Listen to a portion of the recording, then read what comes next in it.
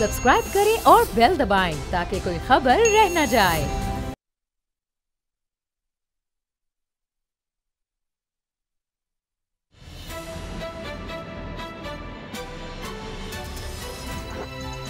अब पता चला। बिस्मिल्लाहिर्रहमानिर्रहीम, अस्सलाम वालेकुम। मैं हूं मोहम्मद उसामा गाजी और आप देख रहे हैं अब पता चला। खबर यह है कि बरतानवी अदालत ने करप्शन और मनी लॉन्ड्रिंग के मुकदमात में सबूतों में कमी की वजह से मुस्लिम लीग नून के सदर शहबाज शरीफ और इनके खानदान को बरी और मुंजमद असासे बहाल करने का हुक्म दे दिया। बरतानवी नेशनल क्राइम एजेंसी ने शहबाज शरीफ और इनके बेटे सलमान शहबाज के मुंजमद बैंक अकाउंट्स की तहकीकाती रिपोर्ट वेस्टमिंस्टर कोर्ट में जमा करा दी। खबरों के मुताबिक बरतानवी एजेंसी ने हुकूमत पाकिस्तान, नैब और एसेट रिकवरी यूनिट की दरखास्त पर तहकीकात शुरू की थी। 21 माह तक जारी रहने वाली तहकीकात में 20 साल के माली मामलात का जायजा लिया गया, जिसमें शहबाज शरीफ और शरीफ खानदान के बरतानिया और मुत्तहिदा अरब अमारात में अकाउंट्स की छानबीन भी की गई। मीडिया रिपोर्ट्स के मुताबिक एसेट रिकवरी यूनिट ने शहबाज शरीफ और इनके अहले खाना के खिलाफ सबूत फराहम किए थे, जिसके बाद नेशनल क्राइम एजेंसी ने तहकीकात का आगाज किया था। इस फैसले को लेकर नून लीग और पीटीआई में एक लफ्जी जंग मीडिया और सोशल मीडिया पर जारी है। नून लीग के कायद को भी खुलकर बोलने का मौका मिल ही गया है और उन्होंने एक बार फिर मुल्की इदारों को आड़े हाथों लेते हुए कहा है कि बरतानिया में इंसाफ बिकता नहीं, मिलता है। शहबाज शरीफ ने ट्विटर पैगाम में कहा कि बरतानवी अदालत का फैसला न सिर्फ इनकी और इनके भाई और साबिक पाकिस्तानी वज़ीर आज़म नवाज शरीफ बल्कि पाकिस्तान की भी बरियत है। दूसरी तरफ मुशीर एहतसाब शहजाद अकबर ने कहा है कि शहबाज शरीफ और सलमान शहबाज की मुबैना बरियत की खबर दुरुस्त नहीं। बकौल शहजाद अकबर के कोई ट्रायल था ही नहीं जो बरियत होती। एनसीए ने खुद सलमान शहबाज की मशकूक ट्रांजैक्शन की रकम को मुंजमद किया, जो बाद में खत्म कर दी। ना कोई मुकदमा था, ना कोई पाकिस्तान की शिकायत, ना कोई केस चल रहा था। अब खुद को बरी करार देकर धमाले डाल रहे हैं। कोई ये भी पूछे असासे मुंजमद क्यों हुए। दोनों तरफ से आने वाले इन बयानात ने मामले को उलझा कर रख दिया है। कौन सच कह रहा है और कौन गलत बयानी कर रहा है, इसी से बात का आगाज करते हैं। बाबर डोगर, गुलाम मुर्तज़ा मेरे साथ हैं। बाबर साहब, कौन सही कौन गलत? साहब, पहले तो ये मजिस्ट्रेट का जो ऑर्डर है ये मेरे सामने पड़ा हुआ है। ये 2 सफ़ों का ऑर्डर है। ये मैंने बार बार पढ़ा। इसमें 2 फ्रीजिंग अकाउंट्स हैं। एक अकाउंट जो है जुल्फ़कार अहमद का है और दूसरा जो है वो सलमान शहबाज का है।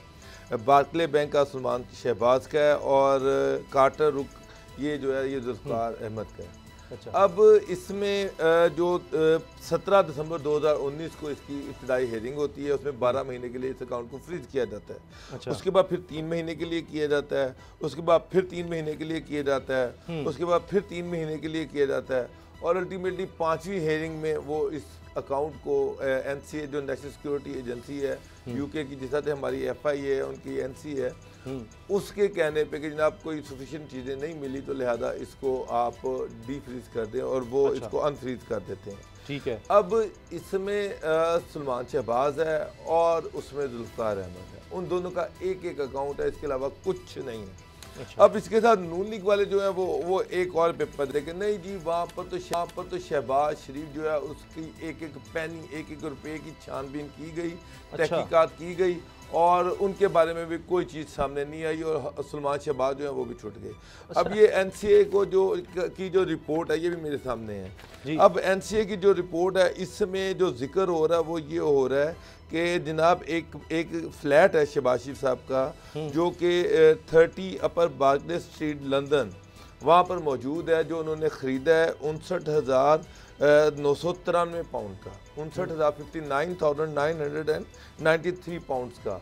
उस पे जो एनसीए है वो नेशनल सिक्योरिटी एजेंसी जो है, नेशनल क्राइम एजेंसी सॉरी, वो उसकी तहकीकात करती है कि इसकी जो ट्रांजैक्शन थी ठीक थी, गलत थी और इस पर मेरा ख्याल है कि पाकिस्तान गवर्नमेंट जो थी वो वहाँ पर उनके खिलाफ गई। अच्छा। उसमें जो इन्वेस्टिगेशन है उसका स्कोप बड़ा लिमिटेड है, महदूद है। उसमें इल्ज़ाम ये लगाया गया कि ये जो घर खरीदा गया है इसके पैसे कहाँ से आए हैं और दूसरी चीज़ जो है हमजा शहबाज, सलमान शहबाज के अकाउंट में कुछ पैसे हैं तो वो ये कह रहे हैं कि ये पैसे जो है ये मेरी फैमिली ने मुझे गिफ्ट किए हैं। तो वो इन 2 चीज़ों को उन्होंने इन्वेस्टिगेट किया है।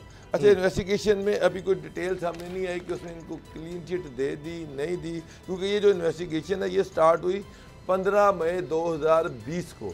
अब नून लीग वाले कहते हैं देखिए जी लंदन में हमने तो अपने आप को क्लियर कर, हमने तो कह दिया कि जनाब आप हमारी हर तरह की इन्वेस्टिगेशन करें। अब ये एक शहबाज शरीफ का लेटर है, शहबाज शरीफ साहब अपने एक लेटर में जनाब वो ये लिख रहे हैं कि जनाब कि ये जो मेरे फ्लैट के ख़िलाफ़ जो कि 30 अपर बार्कले स्ट्रीट में है, इसमें जो इंक्वायरी हो रही है तो उसमें वो कह रहे हैं कि जो मेरी कंपनी है वहाँ पर वो फुली कोऑपरेट करे वो जो नेशनल क्राइम एजेंसी है उसके साथ। ये भी लेटर जो है इसमें शहबाज शरीफ साहब के साइन पड़े हुए हैं। अब उसामा साहब आ जाते हैं पाकिस्तान में।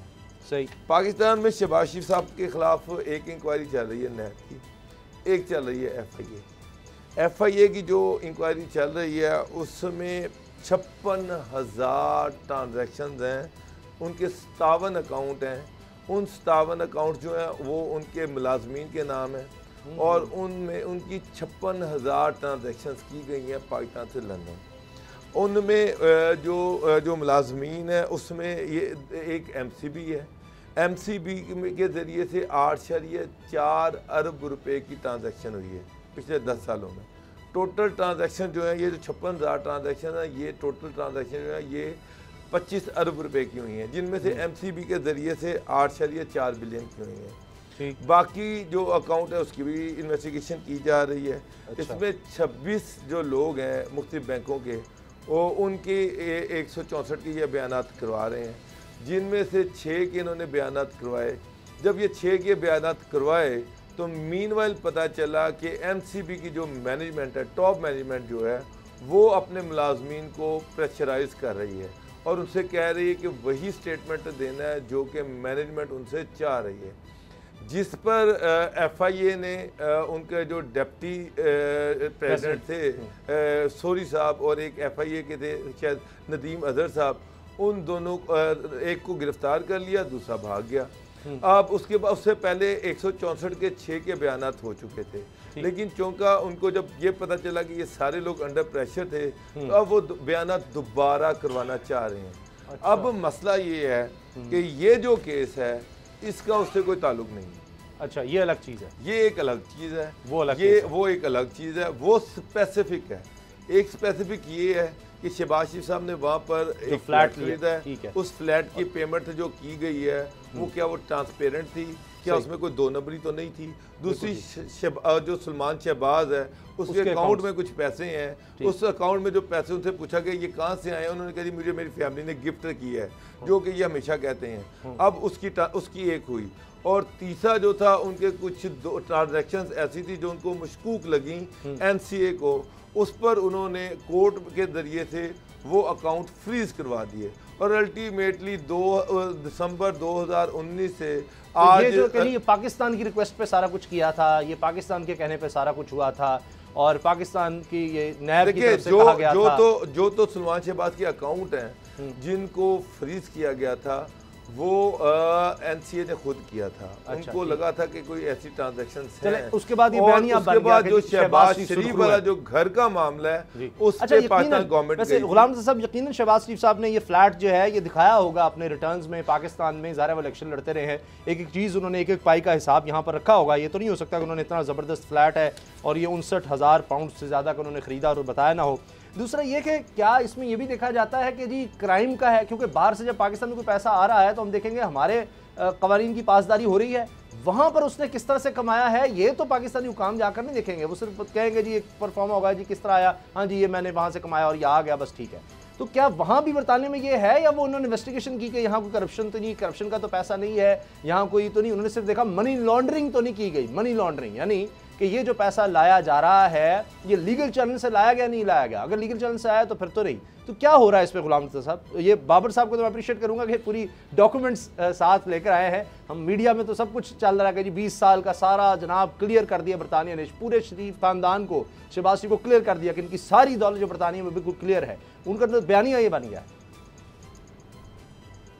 देखिए एक तो जो बैंक सिस्टम है UK का वो इंटीग्रेटेड है और अगर आप एक नाम वहाँ डालेंगे जितने उसके अकाउंट्स या उनकी ट्रांजैक्शंस होंगी वो वहाँ पे जो नेशनल क्राइम एजेंसी है या वहाँ का कोई और ऐसा अदारा है वो सारी ट्रांजैक्शंस एक अकाउंट की छतरी के नीचे आ जाएंगी।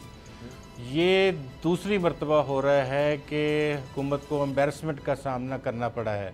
एक तो पहले एक इल्ज़ाम लगाया गया था जिसमें कहा गया था कि यूके एड के पैसे थे, ज़लज़ले का माल था, शहबाज शरीफ सब खा गए और फिर ये हुआ और वो हुआ। वो बाद में आपके सामने रिपोर्ट्स आ गई, उनकी जानब से बता दिया गया कि ये ऐसा कोई मामला नहीं है। उस कंपनी ने भी कह दिया, उस NGO ने भी कह दिया कि ये पैसे कहीं पे खुर्द-बुर्द नहीं हुए और जहाँ पे गए थे वहाँ लगाए गए हैं, और इसका इतना वावेला किया गया था जिसकी इंतहा नहीं है। दूसरी बात ये है कि आज ये फ़ैसला जो ये 10 तारीख का है वो ज़लज़ला ज़दगान का था। ये क्या वहाँ 100 मोटो पावर्स हैं नेशनल क्राइम एजेंसी के पास कि वो जिसका मर्ज़ी केस उठाएं और उठा के उसके जो अकाउंट्स हैं वो उसको फ्रीज़ कर दें और उसको कह दें कि जी आपका जो अकाउंट है वो हम नहीं आगे चलने देंगे। वहाँ तो दुनिया भर के अकाउंट्स हैं, तो उनको उनके पास 100 मोटो पावर्स नहीं है। उनको रिक्वेस्ट की गई थी और ये रिक्वेस्ट एसएस रिकवरी यूनिट की जानिब से की गई थी। और आज मैंने सवाल भी पूछा था शहजाद अकबर साहब से, तो उन्होंने कहा कि हाँ जी हमने एक रिक्वेस्ट दी थी उनको और उसके साथ हमने डॉक्यूमेंटेशन भी दी थी। मांगा उन्होंने सलमान शहबाज साहब के हवाले से था, इन्होंने शहबाज शरीफ के हवाले से भी जो कुछ था सारा दे दिया। उस सारी इन्वेस्टिगेशंस के बाद 2 हरफी ऑर्डर है जिसमें लिखा गया है कि account freezing orders are set aside, ठीक, ख़त्म। और दूसरी बात उन्होंने लिखी है कि नो ऑर्डर टू कॉस्ट, कि इसके ऊपर कोई जुर्माना नहीं किया जाता। और वहाँ अगर लिटिगेशन इस तरह की हो जो फ्रिवलेस हो, जिसमें से ज़ाया हो वक्त किसी भी क्राइम एजेंसी का या किसी अदारे का या पुलिस का या किसी डिपार्टमेंट का, तो उसको जुर्माना भी किया जाता है। तो इसमें किसी के ऊपर जो है वो कोई कॉस्ट जो है वो नहीं डाली गई। तो ये 2 चीज़ें देखें, आप जब बयानियाँ दे रहे होते हैं, आप बैठ रहे होते हैं, एक एहतसाब की बहुत बड़ी जो मीनार पाकिस्तान है वो खड़ा किया गया था शरीफ फैमिली के ख़िलाफ़। मैं बार बार अर्ज़ ये करता हूँ कि कोई भी जुर्म जिस शख्स ने भी किया है, वो शरीफ फैमिली है या वो कोई और फैमिली है, उन्होंने जो किया है वो उस वक्त तक इल्ज़ाम है until unless proven guilty किसी कोर्ट ऑफ लॉ से, जब तक वो डिक्लेयर्ड एज एक्यूज्ड नहीं हो जाता, हमें हमारे किसी भी उसको हक नहीं पहुंचता कि हम ये कहते फिरें कि ये मुजरम है। मुजरम उस वक्त बनेगा जब किसी अदालत की जानिब से या किसी जो कोर्ट ऑफ लॉ है उसकी जानिब से ये किया जाएगा कि ये साबित हो चुका है और इसके ऊपर इसको ये सज़ा दी जा रही है। फिर उसके बाद भी आप जानते हैं कि पाकिस्तान में पॉलिटिकल इंजीनियरिंग बहुत ज़्यादा है और हमेशा से होती है, ये कोई आज की बात तो नहीं है। तो ये कभी पीपल्स पार्टी और पाकिस्तान मुस्लिम लीग नवाज़ के दरमियान यही गेम होती थी। जब वो हुकूमत में आते थे तो इनके लोगों के ऊपर ये मुकदमात बनाते थे, और जब वो मियाँ शरीफ बरदरान जो हैं वो आते थे इक़्तिदार में, तो वो फिर उसके बाद पीपल्स पार्टी के ऊपर बनाते थे मुकदमात।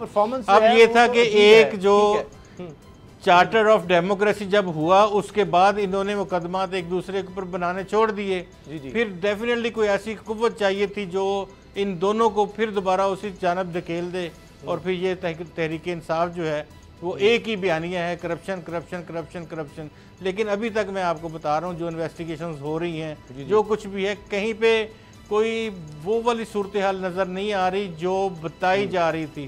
करप्शन है तो डेफिनेटली पकड़े, इनको अंदर कर दें। कोई रिलीफ क्यों दे रहे हैं, बाहर खुद भिजवा दिया और उसके बाद बातचीत भी कर रहे हैं। क्या क्या कुछ जो है यहाँ पे हो रहा है, लेकिन अवाम की नज़रों से ओझल है। गुलाम साहब, ये भी तो हकीकत है कि यहाँ केस था हुदैबिया पेपर मिल केस, उसमें यही चीज़ थी कि इन्होंने इन फ्लैट्स को छुड़वाने के लिए रकम दी थी वहाँ की अदालतें जिनको ये मानते हैं। अब नवाज शरीफ इस तरह की बात करते हैं कि जी यहाँ बरतानिया में जजेस में प्लॉट नहीं बेचे जाते, यहाँ साकिब निसार नहीं होता, लेकिन क्या वहाँ पर अब्दुल क़य्यूम होते हैं, जस्टिस अब्दुल क़य्यूम होते हैं, वहाँ पर वो सैफुर रहमान साहब का एहतसाब होता है, वो फ़ोन कॉल्स उस तरह होती हैं, वो नहीं बताते अपने दौर के। लेकिन बहरहाल ये तो एक हकीकत है कि इन्होंने ये फ्लैट्स गिरवी रखे हुए थे, फिर वहाँ पर इन्होंने कर्जा लिया हुआ था, वो कर्जा वापस नहीं किया, फिर यहाँ से पैसे ले जाकर वो दिए गए। वो तो आज केस बंद हो चुका है, वो तो नहीं अब खुल सकता। मगर ये भी तो हकीकतें हैं कि वहाँ पर इन्होंने किस तरह से दौलत बनाई और वहाँ पर किस तरह से इन्होंने मुकदमात अपने मुआफ़ करवाए सारे। असल जो मुकदमा था, जो इसाक डार साहब का 164 के बयानात थे, वो केस नैब ने वो नहीं चलाया, वो थी कन्फेशन, उसके ऊपर उसमें तमाम चीज़ें लिखी गई थी और फिर वो 164 के बयानात से बाद में सागदार साहब भी मुकर गए। बहरहाल अभी हमारा कहने का मकसद, ये एक बड़ी जीत जरूर मिल गई शरीफ खानदान को और उनको लेकिन एक चीज हासिल हो गई। सर अगली खबर है फवाद चौधरी साहब। उसमें एक चीज़ मैं आपको बताऊं कि ये जो मनी लॉन्ड्रिंग होती है ये बाय नेम नहीं होती। ये नहीं होगा कि शहबाज और सलमान शहबाज ने वहाँ पर अपने नाम के अकाउंट खुलवाए हुए हैं और यहाँ से जो अरबों रुपया गया वहाँ पर इनके नामों पे जमा हुआ है और वहाँ से फिर वापस आ गया। जिस तरह से यहाँ जाली नामों के जरिए से मनी लॉन्ड्रिंग बाहर की जा रही है, वहाँ भी जाली नामों से पाकिस्तान पैसा भेजा जा रहा है। तो जाहिर बात है कि वहाँ पे मैं बिल्कुल एग्री करता हूँ कि वहाँ पे सारा सिस्टम पाकिस्तान में भी इंटीग्रेटेड है, लंदन में नहीं पाकिस्तान में भी इंटीग्रेटेड है। आप मेरा नाम या उसामा साहब का नाम डालें, 50 अकाउंट उसामा साहब के बाहर आ जाएंगे, तो वहाँ पे जो पैसा है वो सारा बाहर आ जाएगा। असल इशू ये है कि यहाँ पर जो मनी लॉन्ड्रिंग के केसेस हैं, जब उनको अब यहाँ पर 9 तारीख को उनको बुलाया गया और जज साहब ने उनसे कहा कि मियां साहब कहानियाँ ना सुनाएं, आप हमें सिर्फ ये बताएं कि जो सवालात पूछे उसके जवाब आप बताएं। अब मैं आपको बताऊं, अब इनके दामाद जो हैं वो वहाँ पर लंदन में मफरूर हैं, MM आलम रोड पे उनका प्लाजा है। उन्होंने वहाँ पर चौथा फ्लोर जो था वो साफ पानी कंपनी को 10 लाख रुपया महीना पे दिया हुआ था और चौथा फ्लोर जो है आप जाके देख लो, बिल्डिंग का चौथा फ्लोर है ही नहीं है और पैसे ले उड़े। अच्छा है ही नहीं है और करोड़ों रुपया वो उसका लेके उड़ गए। जी शहजाद अकबर साहब जो हैं ये बड़े करता रहता है एहतसाब के, लेकिन आज तक उस तरह से हमने नहीं देखा 3 साल में हम बड़ी इनको अप्रिशिएट कर सकें कि इनकी बड़ी कोई कमाल कारकर्दगी है। और उसी तरह से एक और हमारे पास ये केस सामने आ गया और अब शरीफ खानदान बड़ा खुश है कि जी ये उनको एक अदालत से यानी बरतानवी अदालत से क्लीन चिट मिली है, वो इस चीज़ को प्ले कर रहे हैं। लेकिन एक और क्लीन चिट की ज़रूरत है जनाब पाकिस्तान के वज़रा को, ख़ासतौर पे फवाद चौधरी साहब को इलेक्शन कमीशन की तरफ से। इलेक्शन कमीशन का एक बड़ा अहम इजलास हुआ और अब ये सोचा गया है कि चंद रोज़ बाद ये फैसला होगा कि इनके खिलाफ कार्रवाई करनी है नहीं करनी। अब फवाद चौधरी साहब जो हैं इनके खिलाफ अदालत में भी दरखास्तें हैं, इलेक्शन कमीशन में मामला पहुँच गया है और इन्होंने मोहलत मांगी है। इन्होंने कहा है कि जी चीफ इलेक्शन यानी इलेक्शन कमीशन को दरखास्त दी है कि इनको कुछ वक्त दिया जाए जवाब जमा कराने के लिए, क्योंकि जो इल्ज़ामात लगाया गया चीफ इलेक्शन कमिश्नर पर कि जी ये इनके नून लीग से राब्ते हैं, दीगर सही काम नहीं कर रहे और बहुत कुछ, पूरी प्रेस कॉन्फ्रेंस की गई थी। तो गुलाम नबी साहब ये अभी लग रहा है कि इलेक्शन कमीशन में भी सोच विचार हो रहा है, कहीं ऐसा तो नहीं कि वो कह रहे हैं कि वो पक्का हाथ डालें कि फवाद चौधरी साहब बच ना सके, क्योंकि ये नाअहली वाला मामला भी खबरें ये हैं कि तौहीन अदालत की कार्रवाई करने या ना करने से मुतालिक फैसला अभी नहीं हो सका, यानी ये बात हो रही है। बिल्कुल बातचीत हो रही है, आज भी इजलास हुआ था और ये इजलास चल रहे हैं और इसके ऊपर सोचो विचार जारी है कि किस तरह का इख्तियार इलेक्शन कमीशन ऑफ पाकिस्तान के पास मौजूद है। इलेक्शन कमीशन जो है वो अपने जो उनके वकला पैनल हैं उनसे भी मुशावरत कर रहा है और क्योंकि चीफ इलेक्शन कमिश्नर जो हैं वो एज हाई कोर्ट के जज जो हैं वो एक्ट कर सकते हैं और इनके दिए गए फैसले के ख़िलाफ़ appeal supreme court of Pakistan में हो सकती है।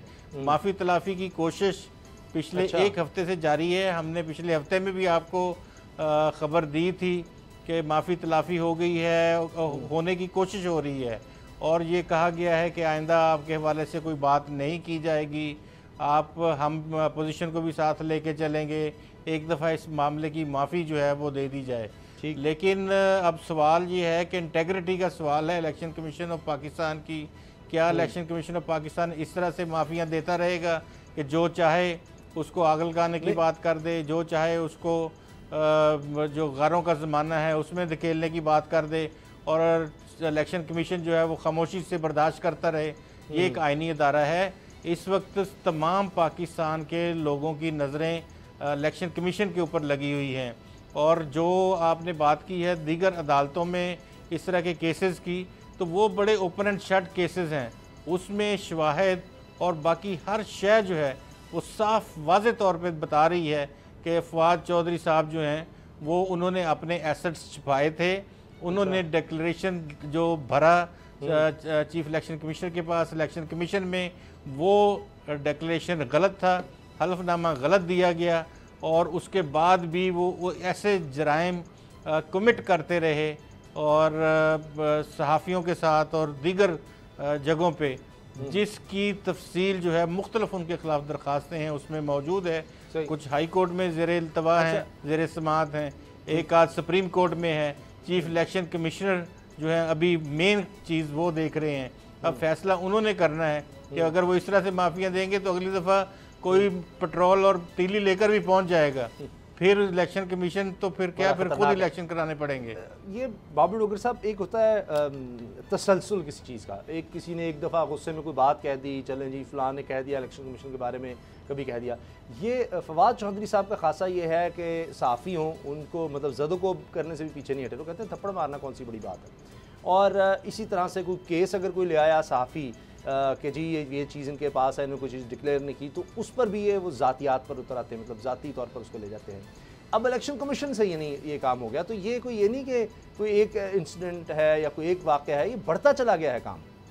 समझ साहब, ये ऐसे लग रहा है कि जैसे इमरान खान साहब ने कुछ लोगों को ढील दी हुई है कि तुम जो मर्जी करते फिरो, जहाँ मर्जी दंदनाते फिरते रहो, तुम्हें कोई नहीं पूछेगा। तुम चाहे जर्नलिस्ट, सीनियर जर्नलिस्टों के साथ बदतमीज़ी करो, उनको मारो पीटो, जो मर्जी करो, तुम्हें कोई पूछने वाला नहीं है। अब उनके हौसले इतने बुलंद हो गए हैं कि वो आइनी अदारे जो हैं, उनके सरबराहान जो हैं, उन पे भी वो एलिगेशन लगा रहे हैं। मगर जिस तरह से वो समझते हैं कि जी हाँ ये नून लीग है, शबाशी के बारे में जो मज़ीद सियासी स्टेटमेंट दे दें या नवाशी के बारे में दे दें या नून लीग वालों के बारे में दे दें, ये क्या, ये तो सियासी बयानात हैं, देते रहें, तो इस तरह हम अदारों की भी पगड़ियाँ उछालनी शुरू कर देंगे। यानी कि अगर आज मेरा मतलब है कि इलेक्शन कमीशन नहीं उनको जवाब देता तो कल हो सकता है कि कल वो कोर्ट्स के बारे में भी इस तरह की ज़ुबान इस्तेमाल करना शुरू कर दें।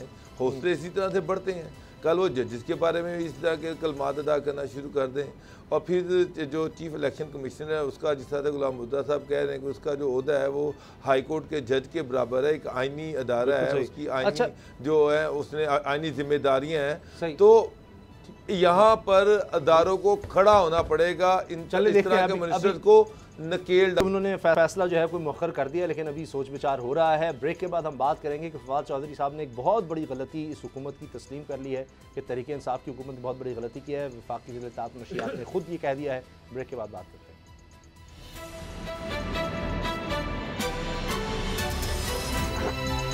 अब पता चला।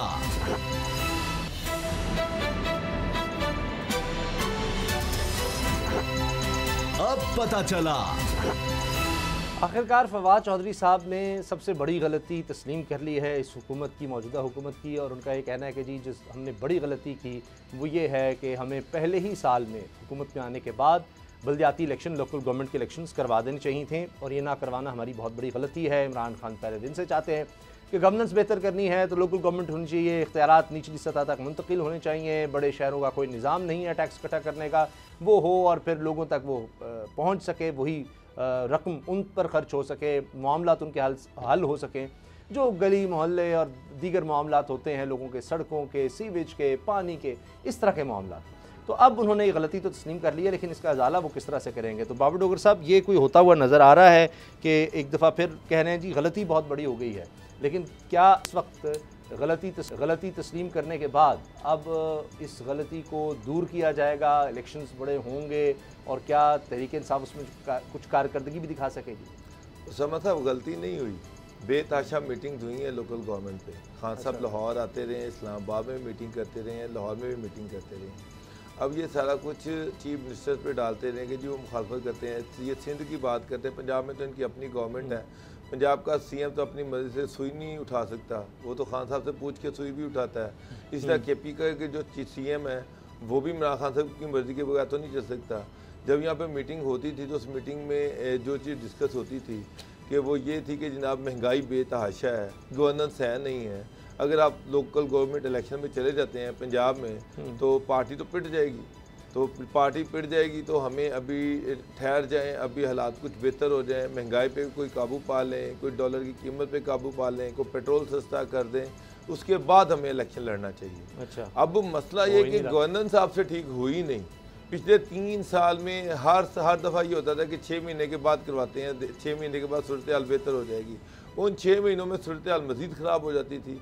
उसके बाद सोचते थे कि जी अब 6 महीने बाद करवा लेंगे, फिर 6 महीने के बाद सूरत हाल जो है ख़राब हो जाती थी।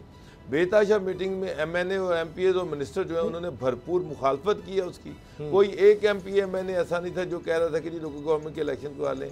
सबको ये था कि जनाब अगर ये इलेक्शन करवाए तो बुरी तरह से हार जाएंगे, बुरी तरह से मार पड़ेगी, लिहाजा बेहतर है कि इलेक्शन ना करवाए जाएँ। और आप देखिएगा उसका रिजल्ट डस्का का इलेक्शन या जितने भी इलेक्शन हुए हैं उसका रिफ्लेक्शन आया। तो ये तो डर के इलेक्शन नहीं करवाते रहे।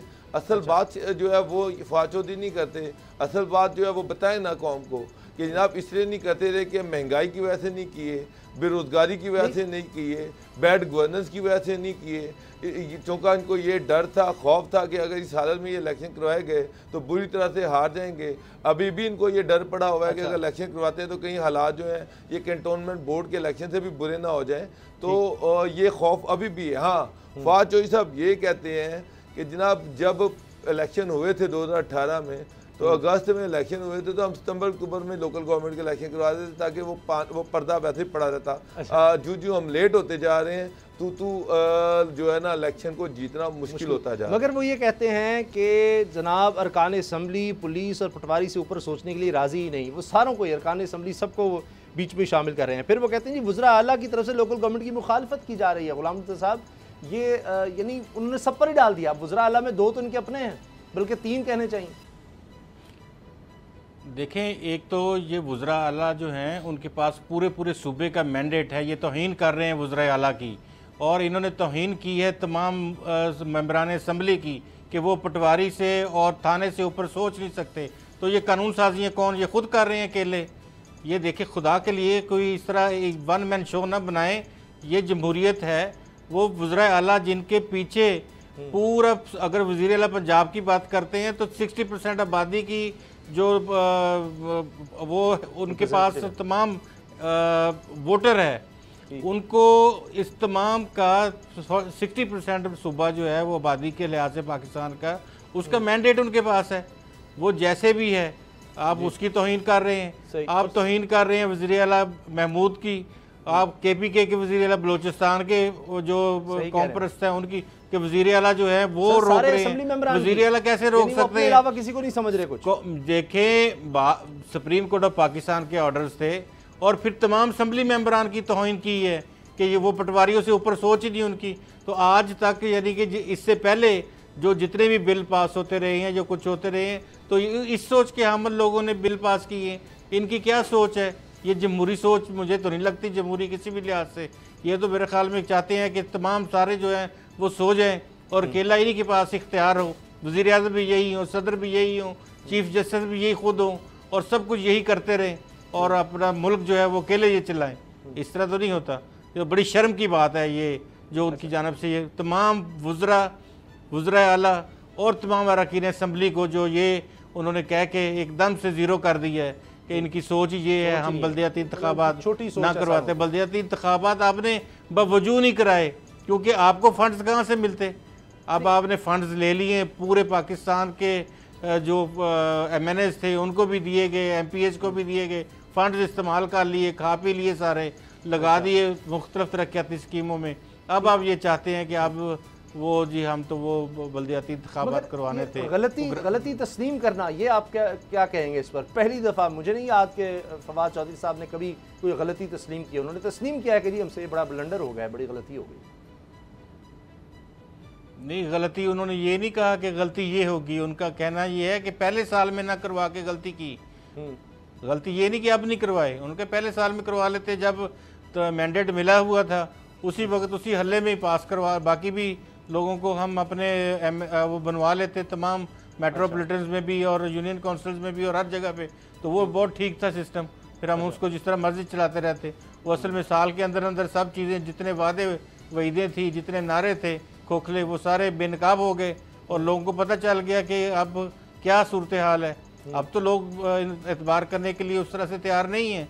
तो ये वो डर है, ये खौफ है जो इनको एक तरफ तो अरकान असम्बली की जो वो बेहुरमती है ये वो कर रहे हैं, दूसरी तरफ वज़ीर आला के ऊपर तनकीद कर रहे हैं। असल में तो अपने खौफ हैं अंदर के जो बाहर आ रहे हैं इनके। ये फवाद चौधरी साहब के साथ मसला क्या है? मैंने देखा कि एक तो होता है कि लाइजन अच्छा बनाना चाहिए, ख़ास तौर पे साफ़ियों के साथ। वफाकी वज़ीर इत्तलाआत और नशरियात हो और साफ़ियों की तमाम बॉडीज़, आपको एक भी आपको नहीं मिलेगी जो इनसे खुश हो इनके तर्ज अमल से खुश हो, इनके अंदाज से खुश हो, यानी अपनी पार्टी को ही वो खुश नहीं रख पा रहे। उन्होंने तो पूरी पार्लियामेंट के तमाम मेंबरान को धिड़ कर रख दिया है कि ये सारे ही यानी जैसे बेकार हैं, इनकी तो कोई सोच ही नहीं है, ये पटवारी से और थाने से आगे नहीं सोचते। तो ये तो अफसोसनाक बात है बाब डोगर साहब कि कोई शख्स इस तरह की बात करे और आए दिन इस तरह से कोई ना कोई बात करेंगे। वहाँ उस दिन से शुरू हो गया कि जी ये तो इनकी तनख्वाहें बहुत ज़्यादा हैं, इस आफत में तो आने नहीं चाहिए, क्या ज़रूरत है इसमें, बच्चे जो है इस तरफ आए ही ना। तो ये मुसलसल एक डिस्करेज लोगों को करते हैं। अब तो वो अपने लोगों के ख़िलाफ़ हो गया आकर, अपनी हुकूमत को भी कह रहे हैं इन्होंने भी गलती की, फिर कह रहे हैं जी सारे वज़राए आला जो हैं वो लोकल गवर्नमेंट के ख़िलाफ़ हैं, अरकान असम्बली जो है पुलिस पटवारी से ऊपर सोचने की उनमें सलाहियत ही नहीं है, सोचते ही नहीं, कोई बंदा नहीं इनसे बचा। एक मुहावरा के जिस थाली में खाते हैं उसी में छेद करते हैं।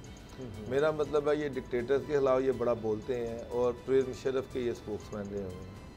आसिफ अली जरदारी की करप्शन की ये बातें करते हैं और उनके ये एडवाइज़र भी रहे हुए हैं और उनके स्पोक्समैन भी रहे हुए हैं। ये अपने आप को मीडिया से रिलेट करते हैं और ये कहते हैं कि जी ये अपने आप को एंकर भी कहते रहे हैं और सबसे ज़्यादा गंद ये मीडिया के हवाले से उछालते हैं। तो जहाँ जहाँ जिस पार्टी के साथ रहे उसका इन्होंने ना सिर्फ बेड़ा गर्क किया बल्कि वहाँ पर उसको गालियाँ ही दी।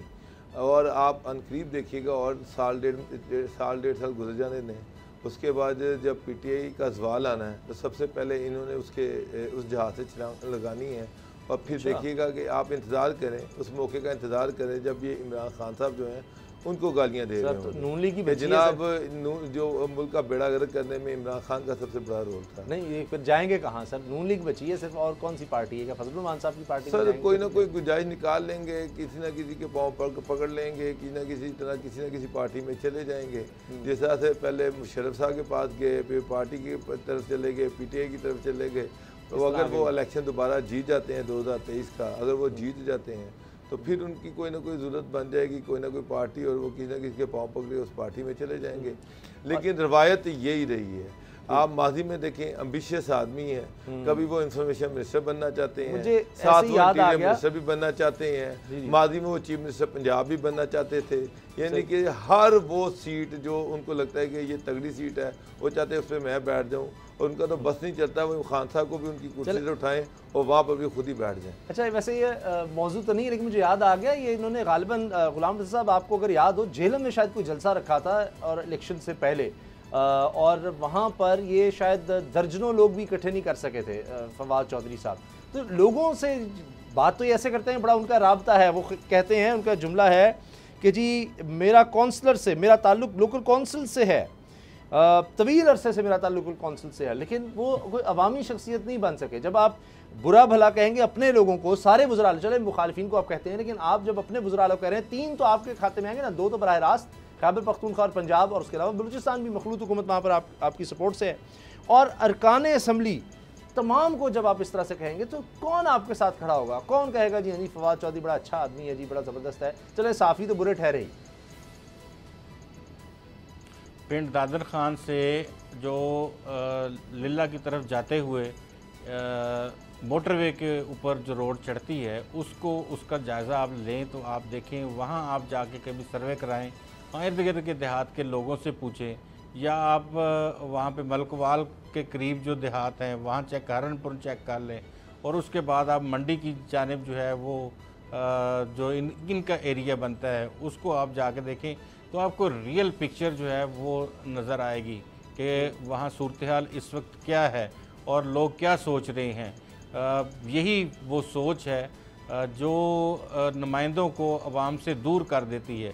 ये क्योंकि हम रोज़ाना देख रहे हैं कि ये दिन ब दिन एक ऐसे क्लब में शामिल होते जा रहे हैं। इनको मेरे ख़्याल में किसी और जगह पे होना चाहिए था एज एन पॉलिटिशियन।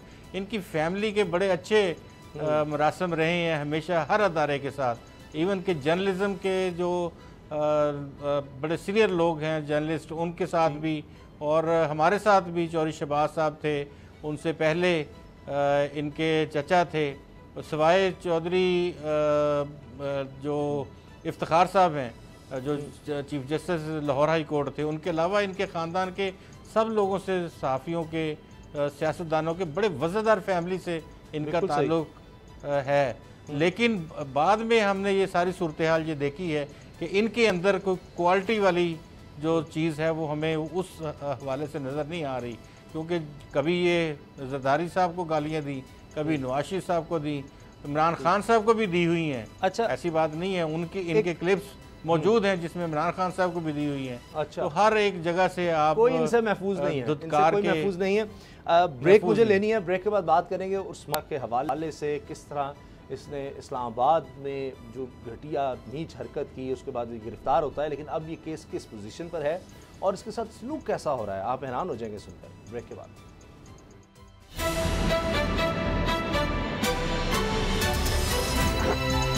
अब पता चला।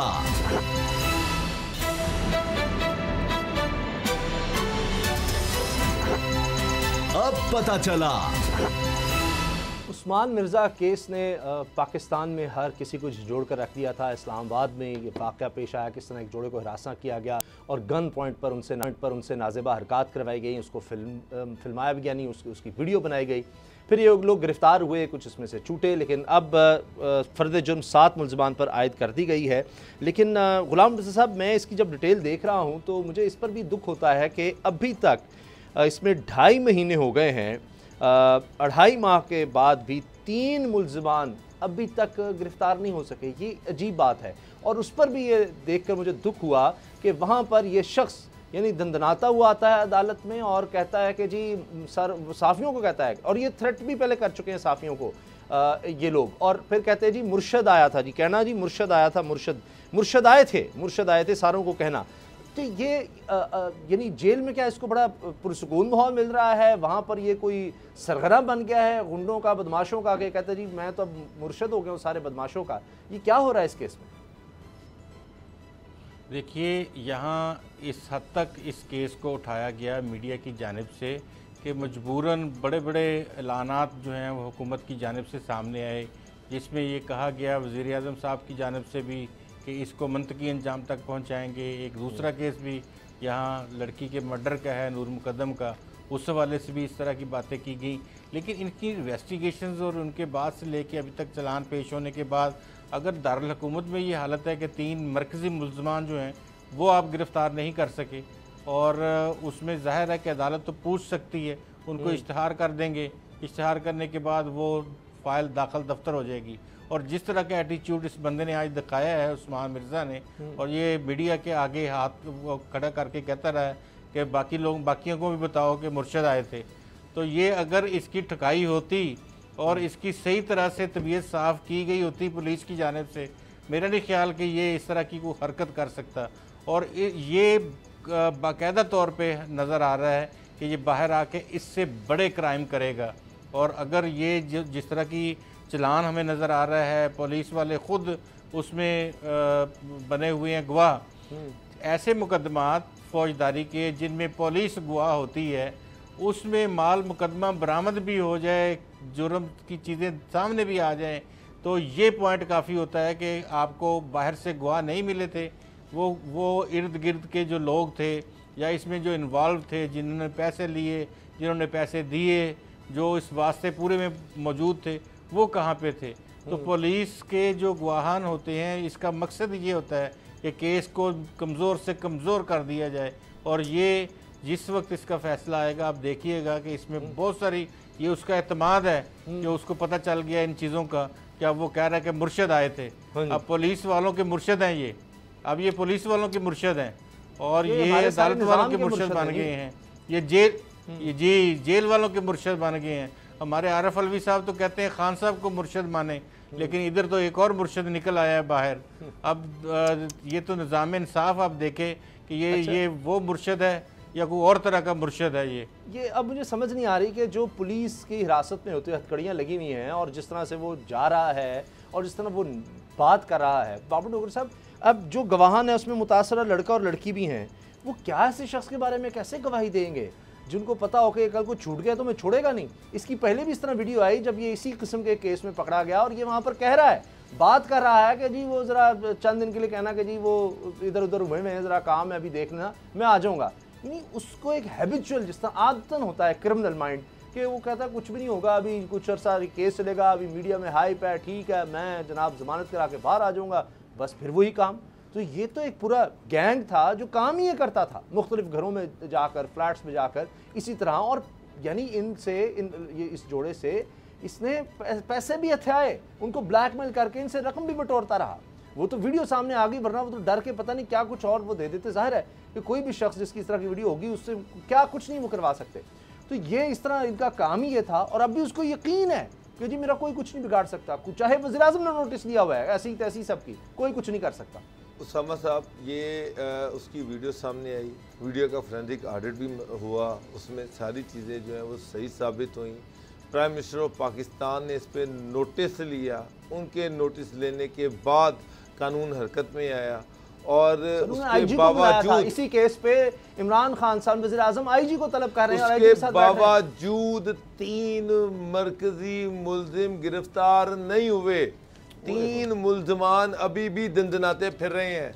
और आप देखें कि वो अदालत में जर्नलिस्टों को, मीडिया को धमकियां दे रहा है, तड़ियां लगा रहा है। उसामा साहब, अगर इस्लामाबाद में पुलिस की ये हालत है, अगर प्राइम मिनिस्टर की नाक के नीचे जिस चीज़ का प्राइम मिनिस्टर ने खुद नोटिस लिया हुआ है, अगर वहाँ पर ये हालात हैं, तो फिर पूरे पाकिस्तान का तो अल्लाह ही हाफिज़ है।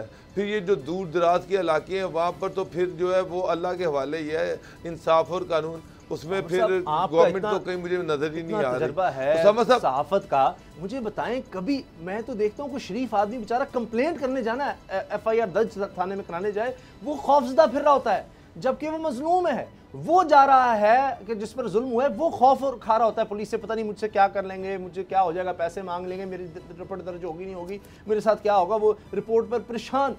ये जनाब पुलिस वाले ऐसे फिर रहे हैं जैसे पता नहीं वो उसके सिक्योरिटी प्रोटोकॉल के लिए हैं। यानी उसके आप बॉडी लैंग्वेज तो देखें ना आप, तो पता नहीं है क्या हो रहा है। वो पुलिस के साथ फिर रहा है और वो जिस अंदाज से जा रहा है, वो दंदनाता फिर रहा है। जेल में उसको प्रोटोकॉल मिल रहे हैं, पुलिस वालों को वो पैसे खिला रहा है, पुलिस वाले पैसे खा रहे हैं, और वो जो है वो इस तरह की हरकतें कर रहा है। ये तो कल बाहर आएगा तो इससे भी बड़े बड़े काम करेगा। उसामा साहब, मुज़्ज़ा साहब सही कह रहे हैं। मुझे तो यहाँ पे कोई कानून और कानून नाम की चीज़ ही नज़र नहीं आ रही। अगर इस्लामाबाद पुलिस का ये हाल है, जहाँ पर इंटीरियर मिनिस्टर बैठे हुए हैं, प्राइम मिनिस्टर ने IG को खुद बुलाया, प्राइम मिनिस्टर ने खुद इसका नोटिस लिया, होना तो ये चाहिए था कि इसका चालान पानी कब का पेश हो जाता। अब ये कह रहे कि गवाहियाँ, मुझे एक बात बताए, जिसकी सबसे बड़ी गवाह उसकी अपनी वीडियो है, जिसका फोरेंसिक ऑडिट हुआ है, उसके बाद किसी चीज की जरूरत है? उसामा साहब, मसला ये है कि उसको पकड़ें, उसको सजा दें। सबसे बड़ी जो चीज है, अब मेरी बात सुने, जो 3 बंदे मफरूर, मुझे ये बताएं, जो 3 बंदे मफरूर हैं, अब वो बेचारे जो गवाहान हैं, वो तो एक डर में बैठे हुए हैं, एक खौफ में बैठे हुए हैं। मुझे तो समझ नहीं आ रही कि पुलिस उनको गिरफ्तार क्यों नहीं कर पा रही। वो तो ये तो पुलिस के खिलाफ एक्शन लेना चाहिए कि जनाब ये अभी तक इन्होंने गिरफ्तार क्यों नहीं किया। और क्या प्राइम मिनिस्टर हाउस से कोई चीज़ों को मॉनिटर नहीं करता? होना तो ये चाहिए कि जिस चीज़ का प्राइम मिनिस्टर नोटिस लें उसकी मॉनिटरिंग होनी चाहिए, उससे पूछा जाना चाहिए, रोजाना की बुनियाद पर उसकी रिपोर्ट तलब की जानी चाहिए। मुझे लगा यहाँ पे कोई पूछने वाला ही नहीं है। हो गया, लेकिन ये हमारे पूरे सिस्टम पर ये सवाली निशान है। हम जो यहाँ पर रोते हैं, आवाज़ उठाते हैं कि जी इस तरह जुर्म की सज़ा क्यों नहीं मिलती और इस तरह से और जुर्म होते हैं, ये इस तरह के केसेस की वजह से कि वो और बड़ा मुजरिम बनकर निकलता है। अब मुझे बताएं, ऐसे केस में गवाह बेचारे किस तरह से आएंगे, कैसे वो गवाही देंगे उसके सामने, और फिर जिस तरह के सवाल जवाब होंगे। तो ये सिस्टम ठीक करने की भी ज़रूरत है। प्रोग्राम देखने का शुक्रिया, इजाज़त दीजिए, अल्लाह हाफ़िज़।